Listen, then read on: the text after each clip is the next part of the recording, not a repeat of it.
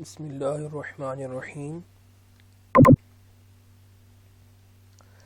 Today's lecture is drainage of agricultural lands. First of all, what is drainage? Drainage can be defined as the removal and the disposal of excess water from any area, that is called as drainage. यानी कि जिस जगह पर पानी बहुत ज़्यादा होगा, हमारी ज़रूरत से ज़्यादा, वहाँ से पानी को निकालना और इसको कहीं ना कहीं ठिकाने लगाना, इसको कहते हैं ड्रेनेज। अब यहाँ पर एक्सेस वाटर से क्या मुराद है?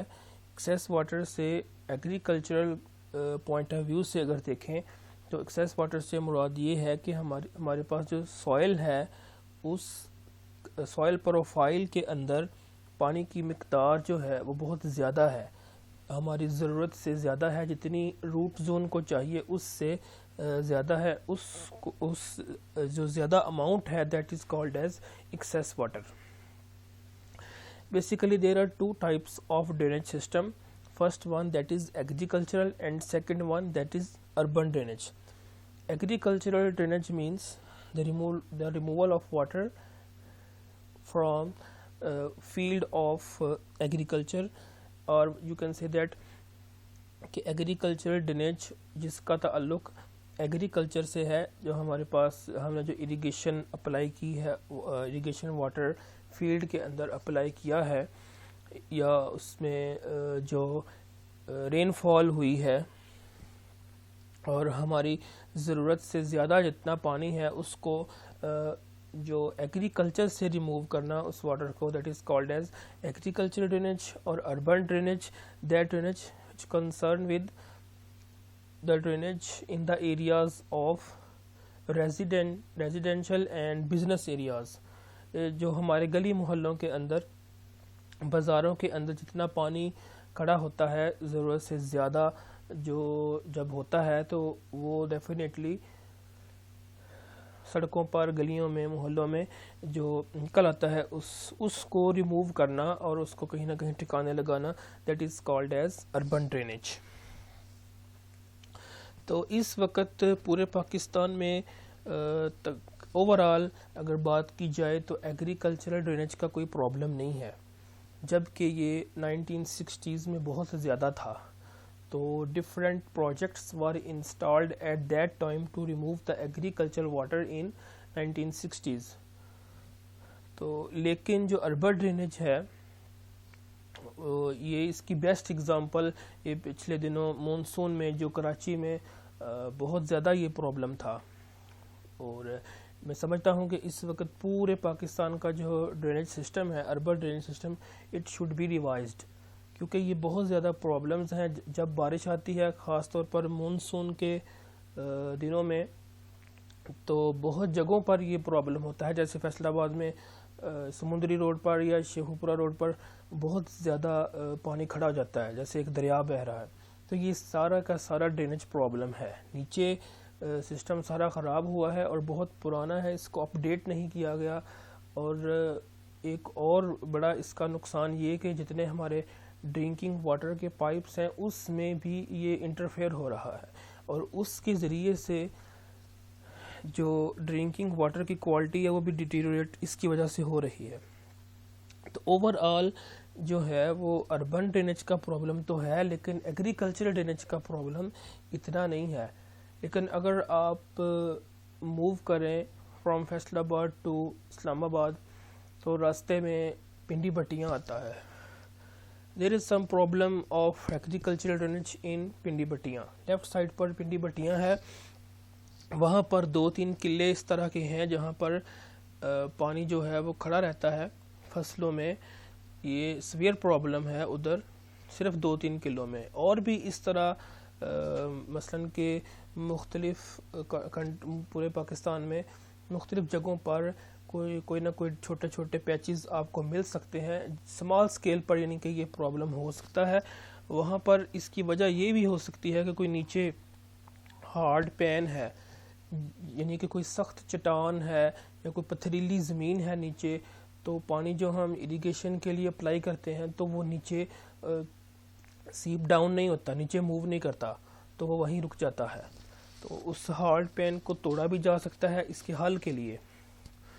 तो वहाँ पर यूकलिप्टस, जो ये सफ़ेदे के दरख्त हैं, यूकलिप्टस जो है ये उगाए जाएं, तो ये चूँकि पानी बहुत ज़्यादा अब्जॉर्ब करते हैं, इनके ज़रिए भी ड्रेनेज प्रॉब्लम को वहाँ पर रिमूव किया जा सकता है। और वहाँ पर जो छोटी खाइयाँ बनाकर भी पानी को रिमूव किया जा सकता है। तो ये एग्रीकल्चर ड्रेनेज जो है, इसका ओवरऑल पाकिस्तान में कोई ज़्यादा इस वक्त प्रॉब्लम नहीं है, जबकि 1960s में बहुत ज़्यादा सीवियर प्रॉब्लम था और बहुत ज़्यादा प्रोजेक्ट्स भी तब चलाए गए थे। तो अब हम चूँकि एग्रीकल्चर से कंसर्न है हमारा, तो हम सिर्फ इसी को डिस्कस करेंगे, एग्रीकल्चर ड्रेनेज।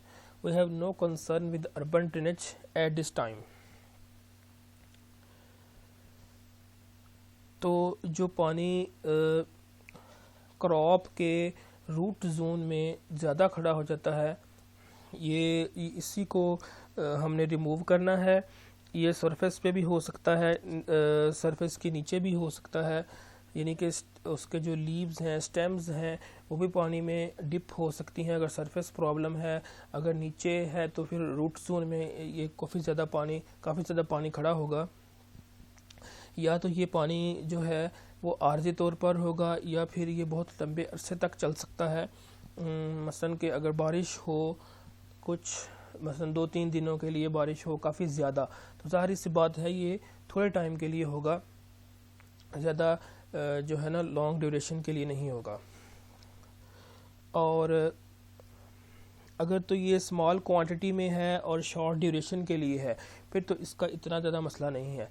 लेकिन अगर ये बहुत ज़्यादा मिकदार में पानी है और काफ़ी दिनों के लिए खड़ा हो गया, तो definitely it will be adversely impact on the crops, और अल्टीमेटली हमारी जो क्रॉप की यील्ड है वो भी मुतासर होगी। Quality and quantity of crop yield will also be impacted by that water.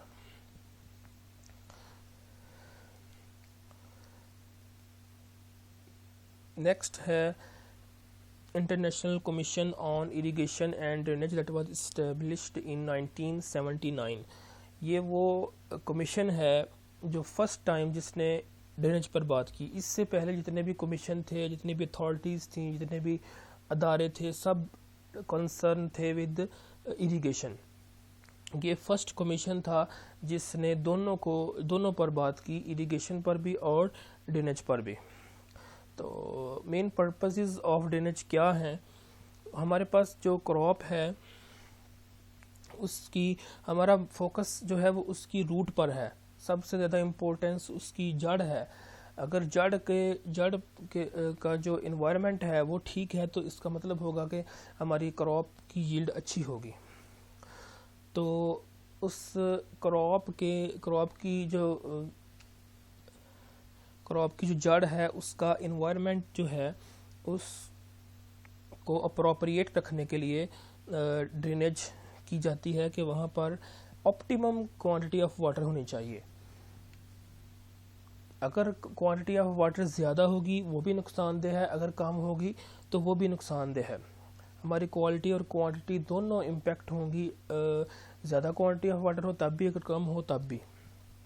इसी तरह हमने चूँकि अपनी क्रॉप की प्रोडक्शन ज़्यादा से ज़्यादा करनी है, उसके लिए अगर पानी ज़्यादा है तो वहाँ ड्रेनेज की जाएगी। फिर सॉइल की फर्टिलिटी को बरकरार रखने के लिए और जो क्रॉप की हेल्थ है और उसका इन्वायरमेंट है उसको सही रखने के लिए ड्रेनेज की जाती है।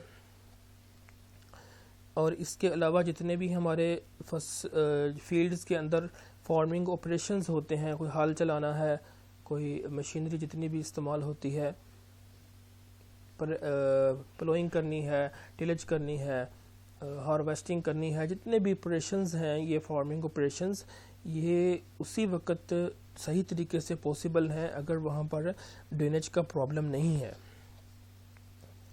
इसके अलावा अगर ड्रेनेज वहाँ पर पानी ज़्यादा होगा और ड्रेनेज नहीं करेंगे तो वहाँ पर डिफरेंट किस्म की जो डिजीज़ हैं क्रॉप के लिए को वो अटैक करेंगी। मुख्तलिफ़ किस्म की बीमारियाँ जो हैं वो प्लांट टिश्यूज़ को डिस्टर्ब करेंगी, और इसके अलावा सॉइल का स्ट्रक्चर जो है उसको भी इम्प्रूव करने के लिए ड्रेनेज की जाती है, अदरवाइज़ सॉइल का स्ट्रक्चर भी ख़राब होगा। वाटर लॉगिंग होगी। वाटर लॉगिंग का मतलब है कि पानी का सीमोथोर, इसका लफ्ज़ी मतलब है सीमोथोर, यानी कि पानी वहाँ खड़ा है सॉइल प्रोफाइल के अंदर, रूट जोन के अंदर, तो डेफिनेटली उसको रूट जोन को प्रॉपर हवा भी नहीं मिल रही। जब उसके इर्द गिर्द ऊपर नीचे पानी ही पानी है, तो हवा जब नहीं मिलेगी जो कि ज़रूरी है उसकी ग्रोथ के लिए, तो it will also adversely impact on that. और इसी तरह अगर पानी ही पानी है हर तरफ जड़ के आस पास ऊपर नीचे, तो उस टेम्परेचर भी प्रॉपर नहीं होगा, तो जो कि बहुत ज़रूरी है। एयरेशन भी ज़रूरी है, यानी हवा और टेम्परेचर वो भी ज़रूरी है। दोनों जब मुनासिब नहीं होंगे तो उसकी ग्रोथ पर इम्पेक्ट होगा। तो ये सब चीज़ें हासिल मेंटेन करने के लिए हम जो है वो ड्रेनेज करते हैं।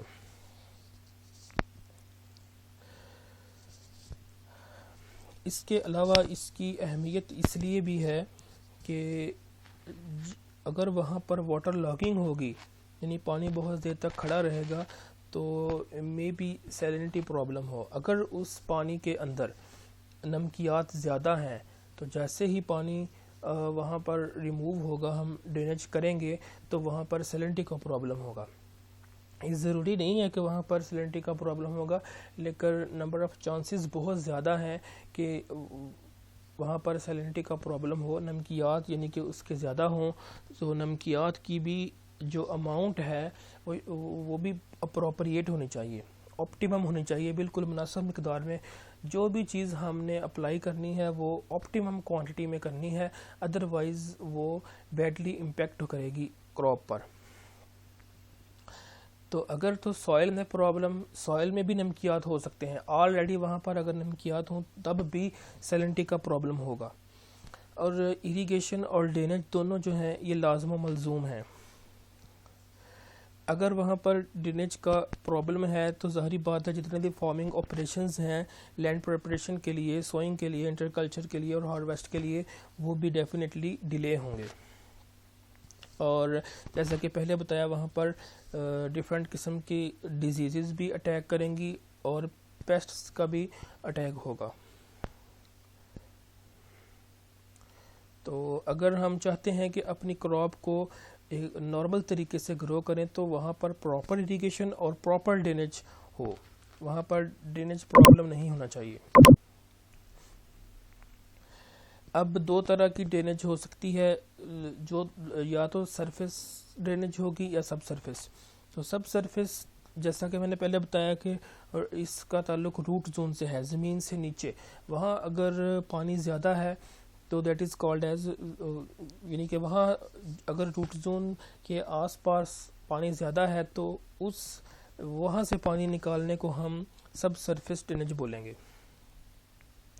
और वो क्यों होती है, उसकी एक वजह ये भी हो सकती है कि जो हमारे पास वाटर टेबल है, यानी कि ज़मीन के नीचे जो पानी का लेवल है वो ऊपर की तरफ हो जाए, ये किसी भी वजह से, यानी कि पानी ज़्यादा हो और ज़मीन के नीचे जो हमारा इरिगेशन सिस्टम है, कंपोनेंट्स हैं जो हमने पढ़े थे, वो वाटर शेड से लेकर फील्ड तक जब पानी पहुंचता है, तो अगर रास्ते में जितने भी कंपोनेंट्स हैं वो अनलाइंड हैं, तो डेफिनेटली पानी जो है वो ज़मीन के नीचे जाएगा और Aahista Aahista water table increase करेगा, ऊपर की तरफ पानी का लेवल आएगा और यहाँ तक के रूट जोन तक पहुँच जाएगा।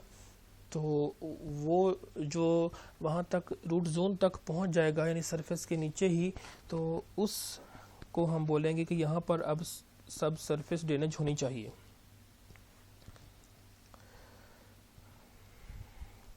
और सरफेस ड्रेनेज में ये है कि प्लांट की जो स्टेम्स हैं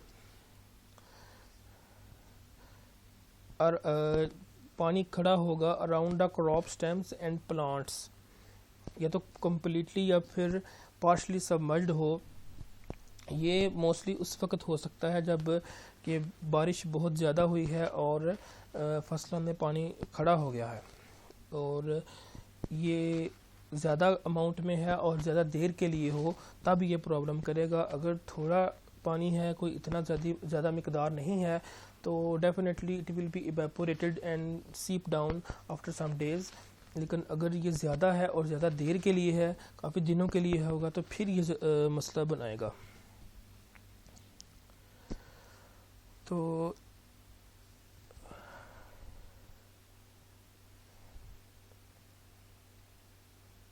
ये देखें, सरफेस पॉन्डिंग मींस कि जो सरफेस के ऊपर प्रॉब्लम है ड्रेनेज का।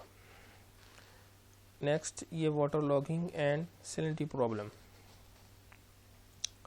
सीमोथोर और नमकियात के जो मसले मसाइल हैं। ये लैंड वेस्टेज कि अगर वहाँ ज़्यादा देर तक के लिए ड्रेनेज नहीं की गई, पानी खड़ा है, तो फिर हमारी जो लैंड है वो भी वेस्ट होगी, क्रॉप के साथ साथ उसकी फर्टिलिटी पर भी इम्पेक्ट होगा। That is called as main drain, जो बड़ा गंदा नाला होता है। अब सोर्सेज ऑफ ड्रेनेज वाटर, कि ये ड्रेनेज वाटर आता कहाँ से है। तो जैसे कि मैंने बताया कि ये हमारे पास जो कंपोनेंट्स ऑफ इरिगेशन सिस्टम हैं, वो अगर ऑनलाइन है तो पानी सीप करेगा, नीचे की तरफ मूव करेगा। पहले इन्फिल्ट्रेशन होगी, फिर पर्कोलेशन होगी, सीपेज भी होगी, तो उससे ये ड्रेनेज का प्रॉब्लम हो सकता है। इसके अलावा अगर हम इरिगेशन वाटर ज़्यादा मकदार में अप्लाई करते हैं तो भी ये मसला बनाएगा। और water applied for such special purposes as for leaching of salt from the soil profile और फॉर टेम्परेचर कंट्रोल।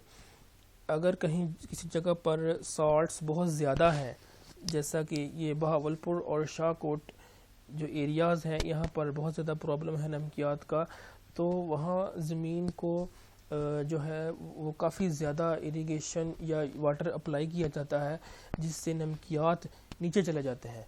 नमकियात तो नीचे चले जाते हैं, सॉल्ट्स तो रिमूव हो गए, लेकिन वहाँ पर ज़ाहिर बात है फिर जो ड्रेनेज का प्रॉब्लम होगा। इसके अलावा जब बहुत ज़्यादा रेनफॉल हो तब भी ये ड्रेनेज का प्रॉब्लम हो सकता है। जैसे मानसून में अक्सर इलाकों में ये प्रॉब्लम होता है। और जैसे पहले बताया था कि कराची में जो ये मानसून में सूरत हाल थी, डेफिनेटली उस वक़्त ये एग्रीकल्चर में भी प्रॉब्लम था। इसके अलावा जितने गली मोहल्लों के अंदर भी जो सीवेज का सिस्टम है, ये प्रॉपर ना होने की वजह से ये प्रॉब्लम हो सकता है ड्रेनेज वाटर का। तो अगर प्रॉपर ड्रेनेज नहीं की गई तो उससे बहुत ज़्यादा नुकसानात होंगे। फॉर एग्ज़ाम्पल अगर हम क्रॉप की बात करें तो क्रॉप की ग्रोथ सही नहीं होगी। मसला उसमें होगा कि हमारे पास ऑक्सीजन की अवेलेबिलिटी नहीं है, वहाँ पर सही हवा नहीं मिल रही, और क्रॉप की जो रूट ग्रोथ जो है वो ठीक नहीं हो रही, और सही तरीके से उसको न्यूट्रिएंट्स नहीं मिल रहे, नाइट्रोजन सही तरीके से नहीं मिल रहा, और उसका स्ट्रक्चर जो है वो भी डिस्टर्ब है, और जितने भी फार्मिंग ऑपरेशंस हैं वो सही तरीके से परफॉर्म नहीं किए जा सकते, और सीड की जर्मिनेशन में प्रॉब्लम होगी। और अगर ये अर्बन ड्रेनेज की बात करें तो वहाँ बिल्डिंग को भी ख़तरा हो सकता है, और जो कि ड्रेनेज से फिर सेहत के लिए भी मसले मसाइल हैं, और सॉइल की सैलिनिटी भी इंक्रीज़ हो सकती है। अगर सॉइल में प्रॉब्लम होगा तब भी, अगर पानी में नमकियात ज़्यादा है तब भी। तो टाइप्स ऑफ ड्रेनेज सिस्टम, जिसमें surface or open drainage system, basically drainage can be categorized as horizontal surface or vertical surface. तो horizontal drainage system and vertical drainage system. horizontal drainage system में सरफेस भी हो सकता है, सब surface भी हो सकता है। सबसे पहले हम देखते हैं कि हॉरिजॉन्टल ड्रेनेज में सरफेस ड्रेनेज। तो सरफेस ड्रेनेज को जो ज़मीन के ऊपर जगह जगह पानी खड़ा होता है उसके लिए बेहतर हाल ये है कि उसको हम लेवल कर लें। लेज़र लैंड लेवलर ये यूज़ किया जाता है इस मकसद के लिए। ज़मीन को बराबर करके इस मसले को यानी जहाँ मुख्तलिफ़ किस्म की खड्डे से बने हुए हैं उसको हम बराबर करके इस चीज़ को रिमूव कर सकते हैं। और फिर जो है वो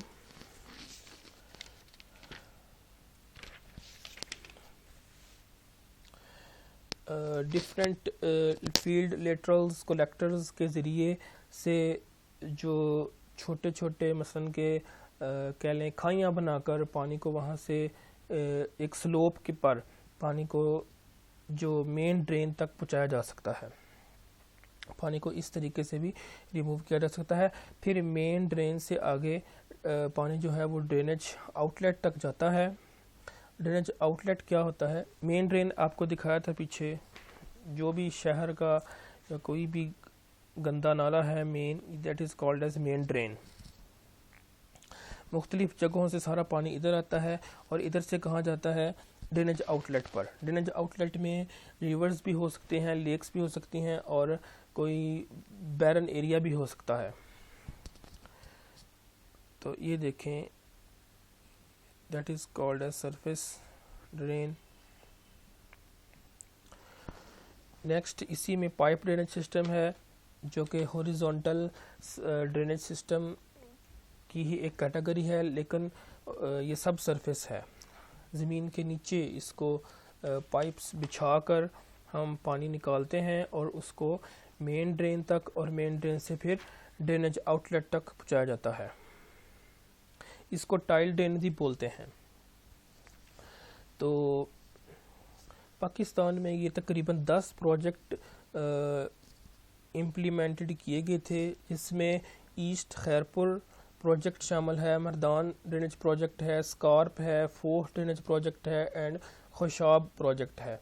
ये सारे प्रोजेक्ट 1960s में इंस्टॉल किए गए थे। तो इसमें ज़मीन के नीचे पाइप बिछाकर पानी को रिमूव किया जाता है। पानी जो है परफोरेटेड पाइप्स होते हैं, उन सुराख होते हैं, यानी कि उनमें पानी उनमें आता है, उससे फिर मेन ड्रेन और मेन ड्रेन से ड्रेनेज आउटलेट पर।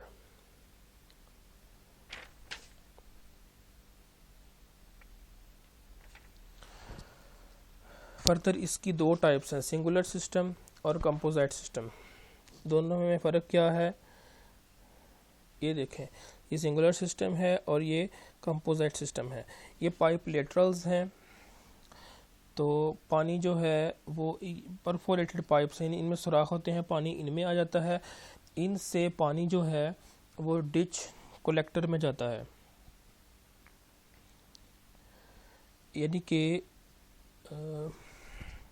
ये भी एक नाला होता है, इसमें पानी जाता है, इससे फिर मेन नाले में जाता है। मेन नाले से आगे फिर वो रिवर भी हो सकता है, लेक हो सकती है, या फिर कोई बंजर इलाका हो सकता है। लेकिन इसके अंदर क्या होता है, दोनों में फ़र्क ये है कि यहाँ पर डिच कलेक्टर है, यानी कि ओपन, यानी कि ड्रेन है, कोई नाला है ओपनली खुला हुआ है ऊपर से। लेकिन यहाँ इस तरफ और इस तरफ दोनों तरफ पाइप कलेक्टर है। जैसे ये वाले पाइप हैं, यहाँ पर बड़े पाइप हैं, तो पाइप से फिर पानी पाइप के अंदर ही जाता है और फर्दर जो है वो मेन ड्रेन के अंदर जाता है। जबकि यहाँ पर पाइप थे इधर लेटरल में, यहाँ पाइप नहीं है, ये ओपन जो है वो नाला है, तो इधर से पानी इधर जाता है, या ये दोनों तरफ से हैं, और फिर इधर से होता हुआ मेन ड्रेन में। जबकि इसमें क्या है कि ये क्लोज्ड है पाइप, और इसमें पानी इधर जाता है, इधर से फिर मेन ड्रेन की तरफ जाता है। That is the difference between singular system and composite system. ये था सारा हॉरिजॉन्टल ड्रेनेज के बारे में।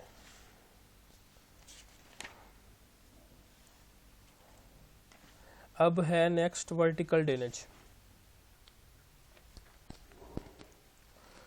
तो वर्टिकल ड्रेनेज में पाइप हो सकता है बोर करके या फिर वेल से।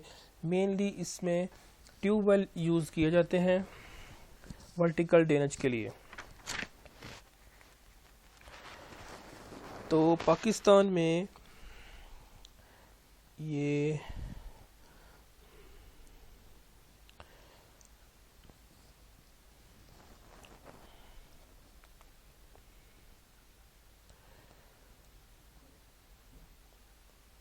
नाइनटीन 97 में तकरीबन 55 जो है स्कॉर प्रोजेक्ट लगाए गए थे। स्कॉर प्रोजेक्ट था एक salinity control and reclamation project. तो उसमें उसके अंडर 2500 ट्यूबवेल्स लगाए गए थे, क्योंकि उस वक़्त ड्रेनेज का प्रॉब्लम बहुत ज़्यादा था, जो कि बहुत बुरी तरह से हमारी फसलों को के लिए भी नुकसानदेह था। तब 2500 ट्यूबवेल्स लगाए गए थे। तो ये जो ट्यूबवेल्स से फिर हम लगाकर पानी निकालते हैं, उससे वाटर टेबल जो है वो काफ़ी हद तक नीचे चला जाता है। और ये जो वर्टिकल ड्रेनेज है ये क्विकेस्ट मेथड है। एक तो ये नीचे ज़्यादा नीचे अगर पानी हो, यानी कि गहरा हो पानी नीचे सॉइल के, उसके लिए ये बेस्ट है। और दूसरा ये क्विक यानी तेज़ तरीन मेथड है।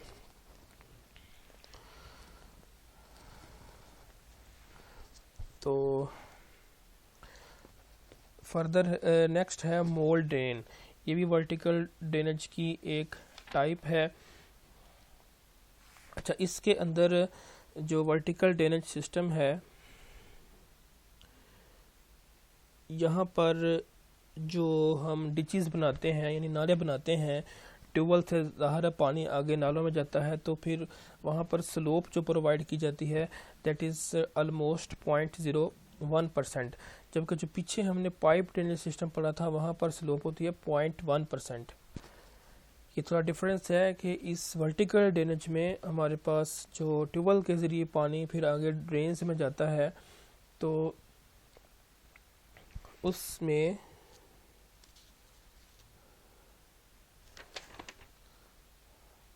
सॉरी ये वर्टिकल ड्रेनेज के लिए नहीं, ये हॉरिजॉन्टल ड्रेनेज की बात है कि हॉरिजॉन्टल जो हमने पीछे पढ़ा है उसमें जो हम पानी को ड्रेन करते हैं, तो सरफेस हो या सब सरफेस, तो उसके लिए जो ड्रेन्स बनाए जाते हैं उसके लिए हमारे पास है 0.01% स्लोप। और जो हमने पाइप ड्रेनेज सिस्टम पढ़ा है ये वाला, इसके अंदर स्लोप जो है वो 0.1% है। तो वर्टिकल ड्रेनेज ट्यूबवेल्स के ज़रिए जो हम पानी निकालते हैं, और इसमें फर्दर है एक मोल्ड ड्रेन। मोल्ड ड्रेन जो है ये अनलाइंड अंडरग्राउंड चैनल बनाया जाता है मोल प्लो के ज़रिए से। और यहाँ पर हम ट्रेंचेस नहीं बनाते यानी खाइयाँ नहीं बनाते, बल्कि हम ज़मीन के नीचे मोल प्लो के ज़रिए से जो है वो अंडरग्राउंड कह सकते हैं कि ट्रेंच बनाते हैं। सरफेस के ऊपर नहीं बल्कि ज़मीन के नीचे जो है वो अनलाइंड बनाते हैं। और ये क्लेई सॉइल के लिए होता है, जहाँ पर सॉइल क्लेई हो। इसकी बेहतरीन मिसाल ये है कि चिकनी मिट्टी जो है उसके अंदर तो उसका काफ़ी ज़्यादा मसन के अमाउंट हो, उसको हम एक डंडा लेकर उसमें अगर खबो दें उसके अंदर, तो वो एक सुराख सा बन जाएगा। तो ये इसकी बेहतरीन मिसाल है, इससे आप अंडरस्टैंड कर सकते हैं इसको। तो इसका मेन मकसद जो है वो ग्राउंड वाटर टेबल को कंट्रोल करना है। और ये थोड़ा सा वाटर सरफेस से भी रिमूव कर सकता है, लेकिन बेसिकली ये सब सरफेस के लिए ही है। यहाँ पर सरफेस के नीचे प्रॉब्लम हो वहाँ पर इसको मोल्ड ड्रेन को यूज़ किया जा सकता है।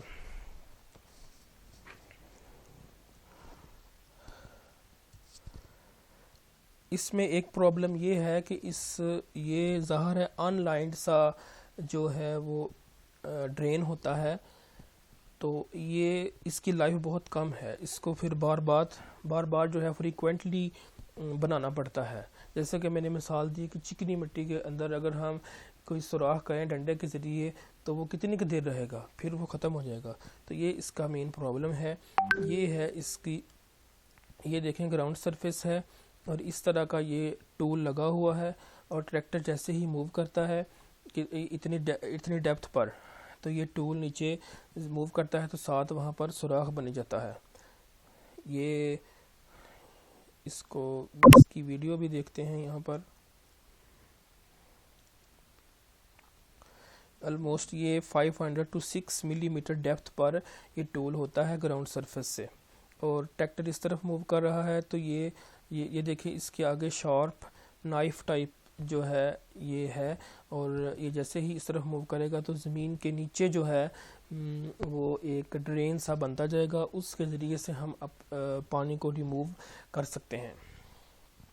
इसका फ़ायदा ये है कि जो ये ज़मीन के चूँकि नीचे होता है तो सरफेस जो है हमारा वो उसके किसी भी पर्पज़ के लिए हम उसको यूज़ कर सकते हैं।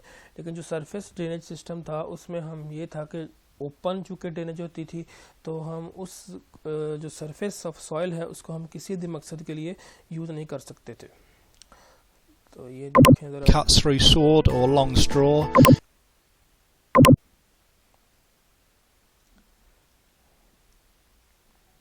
ये इसके पीछे ये इंसल्टेड है और ये ज़मीन के नीचे जो है वो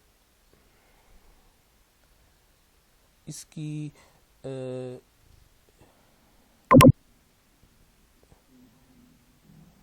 जो विड्थ है वो बहुत कम है। मसलन जो ऊपर ज़मीन के ऊपर नज़र आएगी खाली सी बनी हुई वो बहुत कम है। हम इसको ज़मीन को किसी भी मकसद के लिए यूज़ कर सकते हैं।